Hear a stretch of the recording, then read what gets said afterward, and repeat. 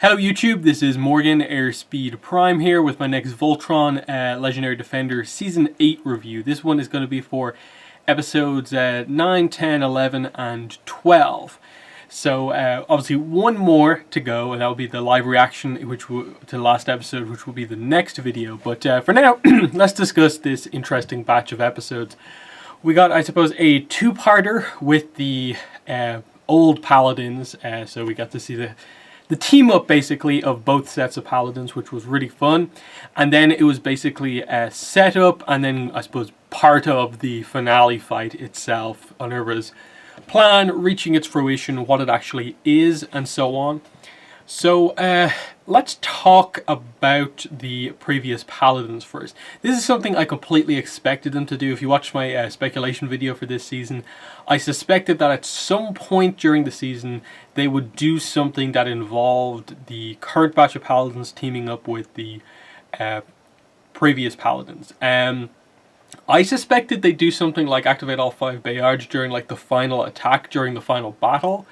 But I actually really like that they made it into a full-on part of the story with this whole idea of because Allura has the entity, as they call it, within her, she has this connection to Unurva, and they use that to sort of get into her mind by basically connecting through Voltron into her. And the whole two-parter basically takes place in Unurva's memories, because, as we find out, Hagar Unurva was the one who killed the other paladins, apart from obviously Zarkon. But even he is kind of sort of present there through everything that's happening as part of her memories. And I liked it because it was this idea of they were corrupted, they were like trapped because of the way that they were killed within her memories, and the paladins all had to fight their kind of the person in their previous position. And I just really liked how it was done. I don't think there was anything particularly amazing with the fights particularly that was going on, but once they got a chance to talk to the paladins and they showed us the flashbacks to little bits we've seen already, but then completely new stuff like the deaths of the paladins and how it actually took place, them discussing how they were going to deal with what Zarkon was up to, and so on. So obviously this sort of stuff always I think is really cool when you have that sort of generational aspect to play upon. And overall I just thought it was a very fun way to do this, of having the paladins, the 4 of them apart. They did Keith and Zarkon in the second part, but the other 4 paladins got to speak to the past paladin in the first part, and I liked the pep talk that they all got. It was emotional, it was powerful, and especially when they got to like Lance talking to Alfor, I thought that was really nicely done, of just obviously him referencing the fact that, you know, they both love Allura and he respects Lance as basically the person in his position now. I actually really liked the previous Green Paladin talking to Pidge and just explaining how she completely exemplifies what it is to be the Green Paladin, because of her smarts, because of her observational skills, and so on. I thought that was really nicely done, and I think the what's his name, Blaze or Blaine or something like that, the previous Blue Paladin, and I actually really like that as well.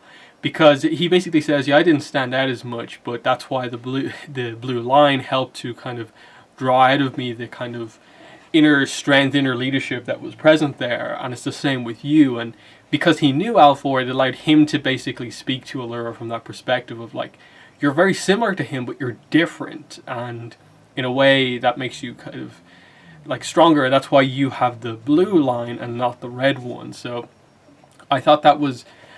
I thought that was nice, because I feel like otherwise, like, you know, you might have gone down the obvious road of having her talk to Alfor in this case, but in terms of, I suppose, the way the paladins work, Alfor and Lance has been the comparison they've been making more so than Allura being very similar to her father.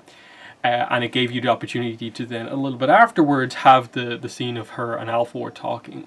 And then the subplot throughout all of these episodes was, of course, I suppose, Allura dealing with the results, consequences of having the entity inside her.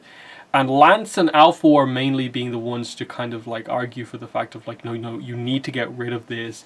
You can't be corrupted. And it was interesting to see her take a much more aggressive approach, because she was more aggressive. She was more focused on kind of power and going for the extreme kind of path to victory during all of these encounters that they had. And it obviously came to a head with when Keith finally got his opportunity to confront Zarkon. And of course it is the Zarkon as we know it, the more innocent Zarkon, before he's corrupted and he doesn't know any of what actually happens.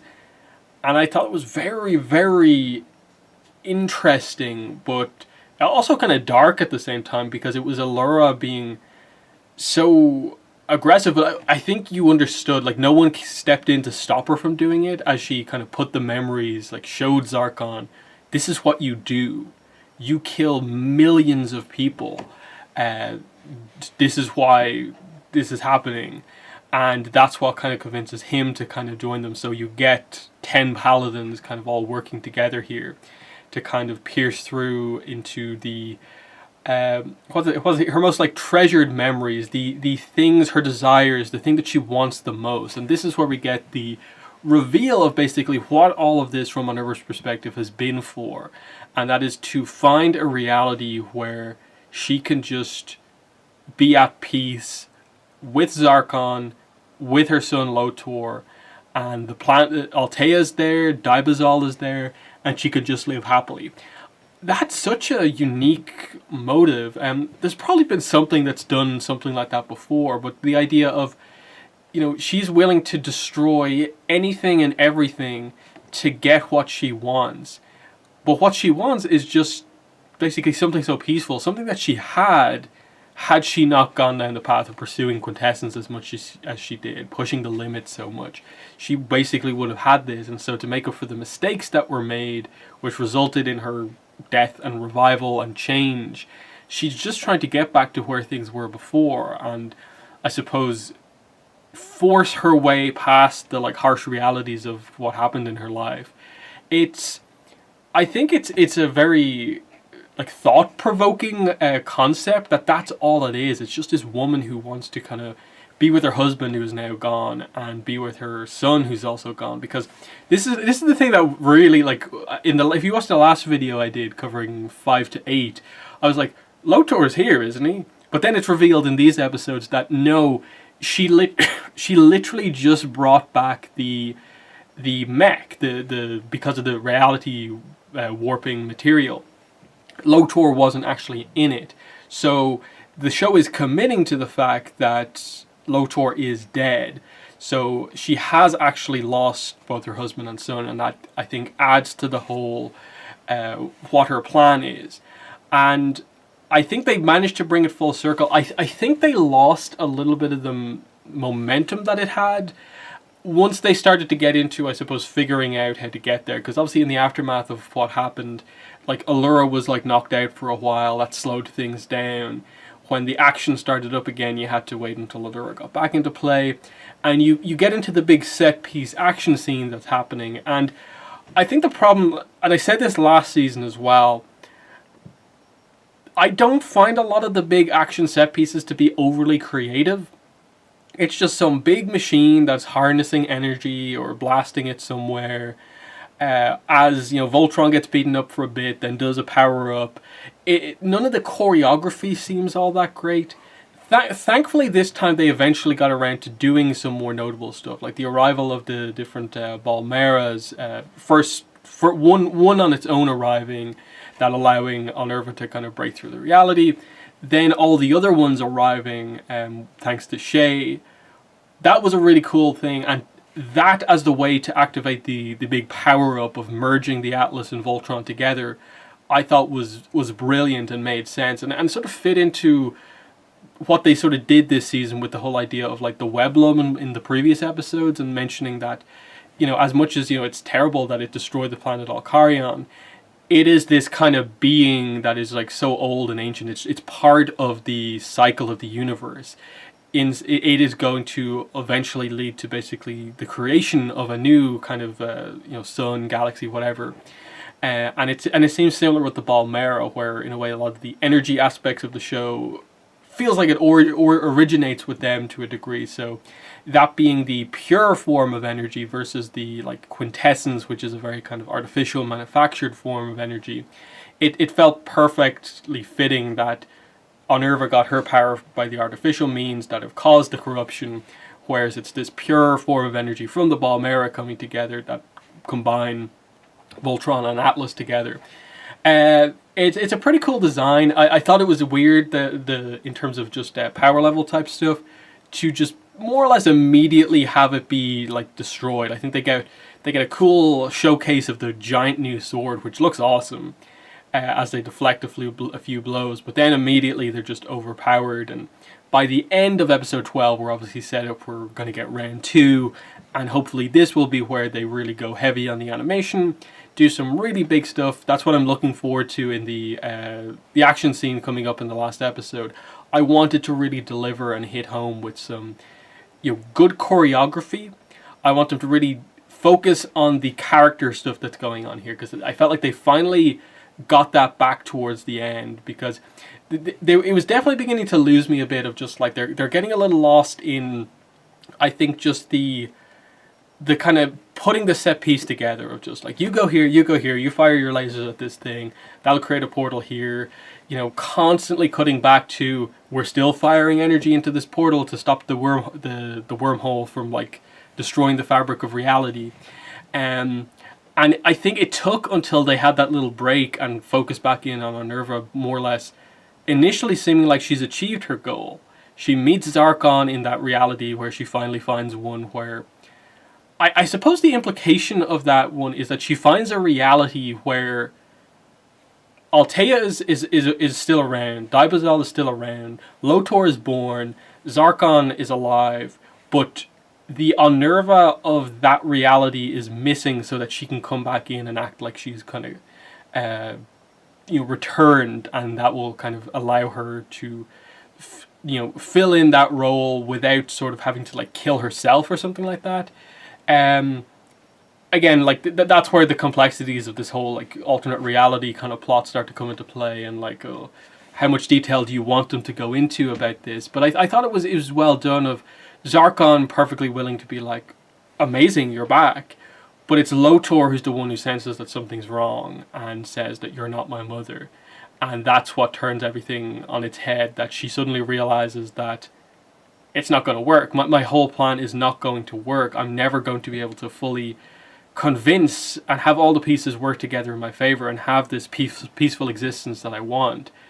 And so she says, if I can't have the universe I want, no one can have like any universe. And so her plan is to basically, I suppose, go out in a blaze of glory, destroying all reality as we know it. And that is, I suppose, the ultimate villainous move in all of this. I'm very interested to see how they go about resolving all of this, because for me the main thing that probably needs resolving is the entity. Like, it's an interesting concept because it goes all the way back to season 3 and the first look back that we had on what happened with Zarkon and Onerva. I think they need to get around to that and do some sort of like destroying the corruption type thing. I think she's evil enough to where, like, okay, if they just kill her, that's fine. But I feel you also, in the process of that, have to really delve into the fact that that's what caused most of this. Like, sure, you can say Onerva and Zarkon both had a certain ambition that the darkness sort of attached itself onto and amplified, but the core really is that there is this kind of evil substance that is kind of manipulating and amplifying things. So I want that to be hit upon. I want some good choreography in the fight, and when it comes to, I suppose, doing the ending / epilogue, I'd prefer to have like a sort of more extended one. So for me, like, I'd be maybe hoping that the action, the fight, the resolution of the plot is done by like about the halfway point, leaving close to half of the episode or something like that to act as a cool down from everything that's happened, just resolving things, and then maybe do time skips ahead, what happened to everyone, and and so on. But yeah, I think that's most of what I want to talk about. So, huge praise for them doing the whole the two generations of paladins and the different stages of that, the conversations. I thought they both added characterization to the old paladins, which was needed, but also them giving a pep talk to the current generation. And there were some nice interactions of like Lance and Alfor and Allura again. You got to see a little bit of, I suppose, Allura's mother, kind of just through people kind of Allura reminding people of her so much. And I really liked Unnerva's motivation. I just felt like some of the details around the set piece sort of led to that sort of being pushed to the sideline, but they brought it back. They did bring it back with, I suppose, showing us her trying to fulfill that reality and fill in as like the returning mother and wife, but it didn't work. And now she's full on evil crazy, about to destroy everything, and we'll see what happens. So pretty much going to end it there, because obviously I'm going to basically, end this recording and pretty much start get my laptop over here and do the live reaction immediately after this. I want to see how this show comes to an end. So yeah, that's my thoughts on these next group of 4 episodes, 9, 10, 11, and 12. In the comments, let me know what your thoughts were on them. But yeah, that's been the video. Thanks for watching, and bye.